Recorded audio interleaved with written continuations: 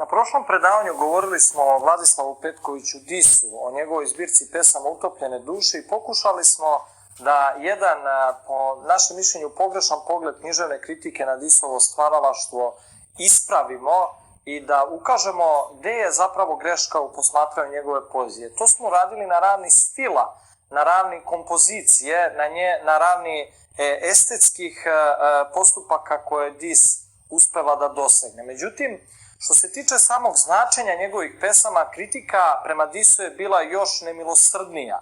Oni su smatrali da je Dis jedan čovek opčinjen smrću, da je pesimista, da je opčinjen prolaznošću i zapravo nisu mogli da shvate i da vide nijednu drugu mogućnost u tumačenju Disove poezije. Evo šta zapravo književna kritika kaže o samoj semantici, o značenju Disove poezije. Jovan Skerlić, koji je bio, kao što smo već rekli, najsuroviji prema Disu, kaže: to je poezija dekadencije, one koja po rečima jednog iskrenog pesnika njenog teži raju blata. Poezija Vladislava Petkovića Disa ima sve karakteristične crte koje je Gio i klinički odredio kod degenerika. Naravno, ovo je knjižna kritika iz 19. veka, ali da vidimo nešto savremenija pogleda na Disovu poeziju. Taj čovek koji je često živeo u hipnozi svojih pesničkih osjećanja, plašio se te hipnoze, osluškivao u njoj zloslutne glasove, osjećao tajnu smrti koja će zahvatiti sve što mu je drago. Ovu misao je rekao Velibor Gligorić, naš književni kritičar. Dakle, Dis je bio opsednut smrću, imao je strah od smrti koja će zahvatiti sve ono što je njemu drago. Zoran Mišić kaže: pesnik tmuran i ponoran, opsednut ništavilom i zagrobnim snoviđenjima.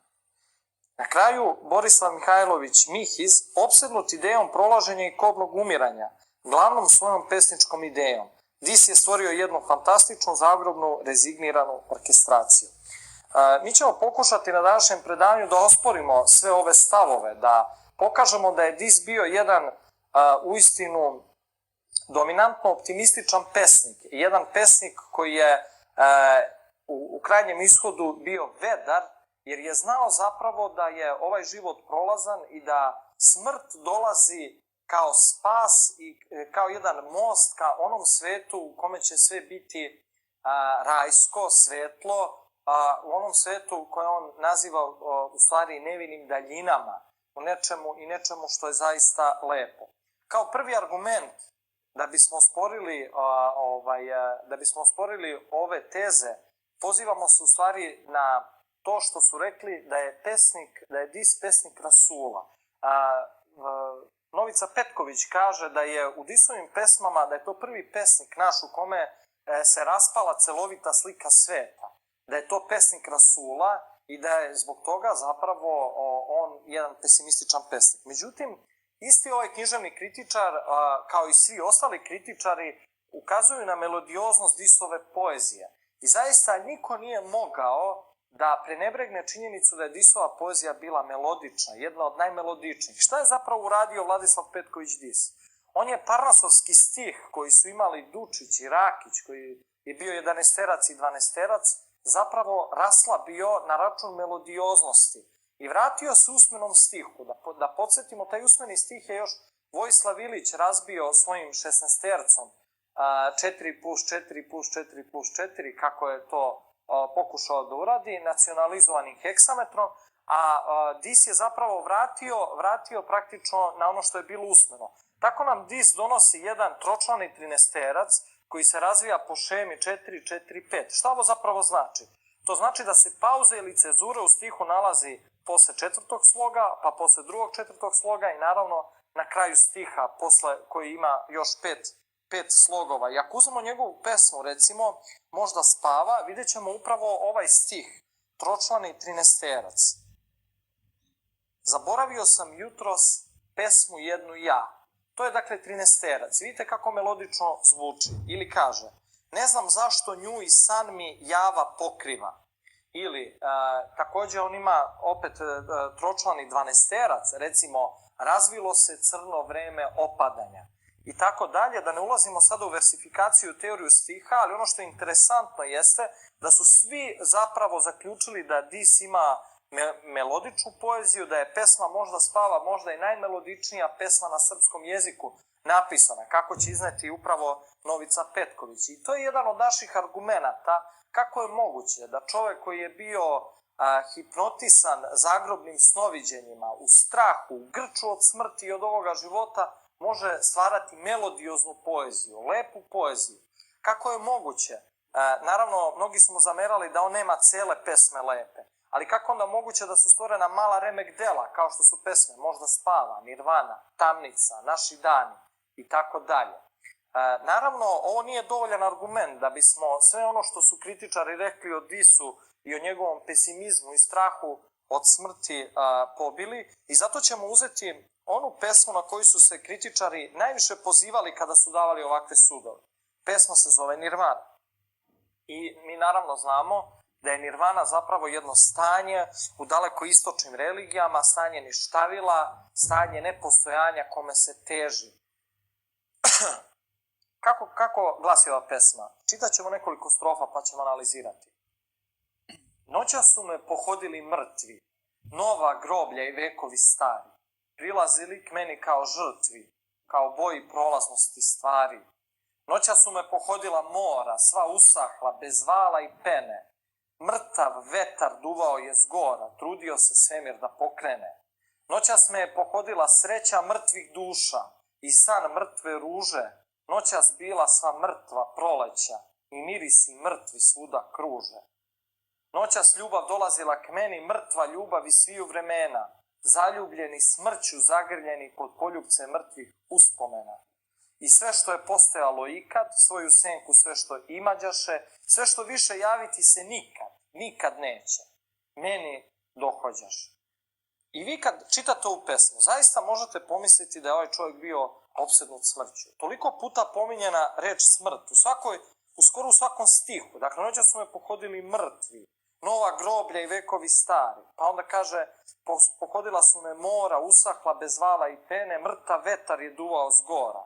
Pa imamo sreća mrtvih duša, san mrtve ruže, mrtva proleća, mrtvi mirisi, i tako mrtva ljubav i tako dalje. Vidite koliko puta pominje reč smrti. Naravno, bilo je potpuno logično da se pesma Nirvana odmah proglasi za jednu himnu smrti, himnu ništavila, da je taj pesnik opsednut smrću.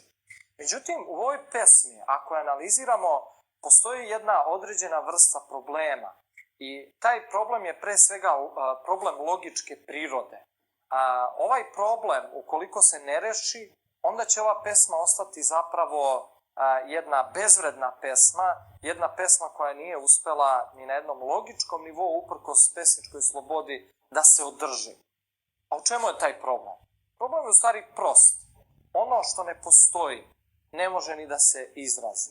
Ono što ne postoji ne može ni da se pojavi u vidu postojanja ili egzistencije, jer onda ne bi bilo nepostojeće, nego bi bilo postojeće. Kako je moguće da ono što ne postoji, kao što kaže Vladislav Petković Dis, kaže, sve što više javiti se nikad neće k meni dohođaše. I onda govori o onome što je mrtvo, noća su me pohodili mrtvi, nova groblja i vekovi stari, prilazili k meni kao žrtvi, kao boji prolaznosti stvari. Kako je moguće da ga pohađaju, dakle da mu dolaze mrtve duše, mrtva groblja, zatim mora koja su usahla bez vala i pene. Ako jednostavno na neki način kažemo da to ne postoji, kako je moguće da je došlo do njega? Upravo u ovoj slici usahlih mora otvara nam se problem. Kako je on mogao znati da su to u pitanju mora ako su ona usahla, ako nemaju vode i ako nemaju vala i pene? Kako on može znati da su to mora? Jer da bi znao da su mora, on mora znati da su imala val i penu. Dakle, ovo je jedna logička, potpuna nemogućnost. Međutim, ovde se pozivamo na jedan umetnički postupak koji je uveo u našu poeziju Vladislav Petković Dis. U čemu se sastoji taj postupak? Sastoji se u zameni agensa i pacijensa ili zamjeni subjekta i objekta. Praktično, odnos između subjekta i objekta je položen kao podloga u našem logičkom razmišljanju. Međutim, Vladislav Petković Dis je promenio tu podlogu i na neki način uzdrmao logičan način razmišljanja. Zbog toga se kod Disa javljaju sinestezije, metafore koje su veoma čudne i tako dalje. Zapravo, o čemu se radi? Dis će reći umjesto, na primjer, ja gledam u svoj svet, što bi bilo logično, subjekat i objekat.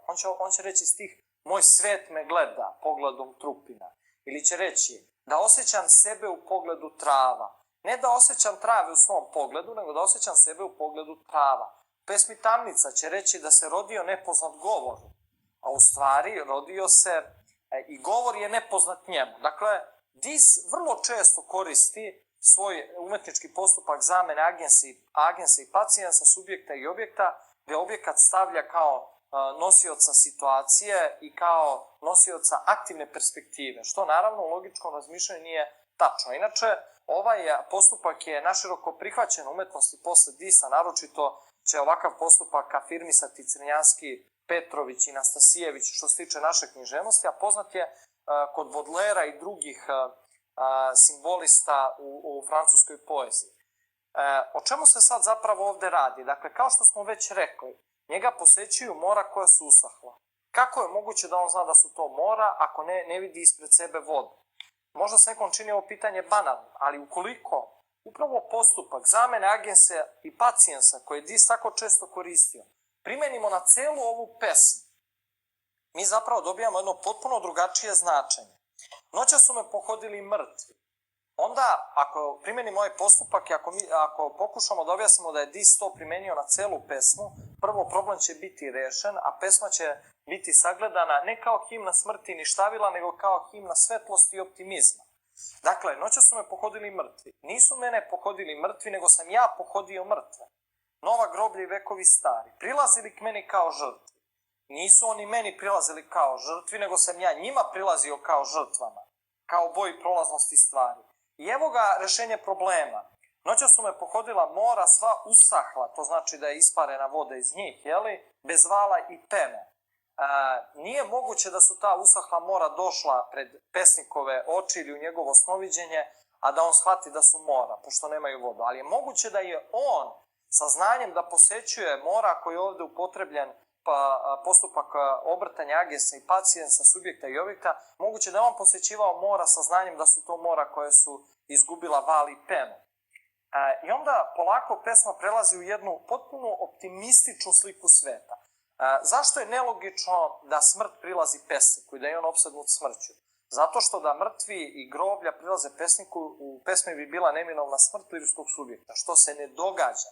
Ali u ovoj drugoj mogućnosti ovde nije ništa jezivo, jer pesnik nije žrtva, to je lirski subjekat, i on je u mogućnosti da priđe ili se odmakne od smrti. A kako je njegovo gledanje na smrt? Noćas me pohodila sreća mrtvih duša i san mrtve ruže. Noćas bila sva mrtva proleće i mirisi mrtvi svuda kruže. Ovde smrt postaje nešto što je pozitivno, nešto što je srećno, nešto što je dobro. On u smrt vezuje epitete kao što su sreća, kao što je ruža, kao što je ljubav. Noćas ljubav dolazila k meni, mrtva ljubav iz sviju vremena, zagrljeni, zaljubljeni smrću, zagrljeni pod poljubce mrtvih uspomena. Dakle, kada se obrnu agens i pacijens i kada pesnik prilazi mrtvim stvarima, on shvata zapravo da je smrt nešto lepo, da smrt predstavlja most do nevinih daljina, do mrtve sreće, gde su svi zaljubljeni, gde su svi smrću zagrljeni. Iako to možda deluje jezivo, to zapravo govori o onom metafizičkom poreklu o kome smo mi nešto rekli na predavanju o utopljenim dušama, o zbirci pesama Utopljene duše Vladislava Petkovića Disa. Dakle, Vladislav Petković Dis je pao sa nevinih daljina, kao što kaže u pesmi Tamnica, u ovaj svet koji je zapravo pesimističan, a smrt je izlaz iz ovoga sveta koji će ga ponovo popeti na visine, gde će osetiti, kao što ovde povezuje sa smrću, sreću, ljubav, ružu i tako dalje. I sve što je postojalo ikad, svoju senku, sve što imađaše, sve što više javiti se nikad neće k meni dohođaše. Zapravo on je dolazio i prilazio tim stvarima. Možemo zamisliti, pošto je Vladislav Petković Dis smatrao san kao prostor izvan svakog zla, da je to situacija u kojoj on kroz snoviđenje izlazi iz ovoga života, da bi sagledao smrt na jedan optimističan, a ne pesimističan način. Ovde nema straha. Naprotiv, ovde je u pitanju jedna opuštenost i smirenost, jer je jaka svest o tome da će doći bolji život posle smrti. Tu su bili umrli oblaci, mrtvo vreme s istorijom dana, tu su bili poginuli zraci, svu selenu pritisnu nirvana. I nirvana imala je tada pogled koji nema ljudsko oko, bez oblika, bez sreće, bez jada, pogled mrtav i prazan duboko. I evo možda problema za ovako tumačenje pesme. Otkud sad ova nirvana? Ovde vidimo postupak zamene agensa i pacijensa, jer kaže da je nirvana imala oko mrtvo koje ga gleda i duboko oko. Ali mi ovde možemo zamisliti sljedeću situaciju. Pesnik koji je bio u stanju prilaženja smrti i otkrivenja lepote smrti koja donosi novi život i novi svet, probudio se. Recimo, zagledao se u tamu svoje sobe, u mrak svoje sobe i zapravo shvatio je da je ovaj život nirvana, a ne smrt. Smrt je izlaz iz nirvane. I evo nam dokaza u narednoj strofi za to. I taj pogled, dakle pogled nirvane, i taj pogled ko kam da je neki, padao je na mene i snove, na budućnost, na prostor daleki, na ideje i sve misli nove. Dakle, nirvana koja ga okružuje u trenutku življenja, pada na njegove snove, koji su srećni i lepi jer se bave smrću. Zatim, ta nirvana pada na njegovu budućnost, koja očigledno je povezana sa ovozemaljskim življenjem, na prostor daleki, na ideje i na njegove misli. I na kraju završava, kao što je i počeo, noća su me pohodili mrtvi, nova groblja i vekovi stari, prilazili k meni kao žrtvi, kao boj prolaznosti stvari. Zapravo, mi shvatamo da je ovaj pesnik u ovom životu video nirvanu, ali da je imao svest o nekim svetlim predelima života koji dolaze posle smrti, gde su svi smrću zagrljeni, gde su svi zaljubljeni, gde su svi srećni, jer on govori o mrtvoj sreći, o mrtvom proleću, a proleće je buđenje. I zapravo na jedan paradoksalan način smrt postaje nešto što budi, nešto što oslobađa od nirvane i praktično, s obzirom da je nirvana samo ovo življenje koje je mnogo kraće u odnosu na ono, Vladislav Petković Dis nije čovek koji se plašio smrti, nego video svetlost u njoj. Takova pesma Nirvana postaje jedna zapravo himna optimizma, a nirvana je ovaj život koji postoji, ali kratko u odnosu na onaj koji će tek doći i zbog toga sve ono što su književni kritičari rekli može da se preispita i može da se dovede u sumnju.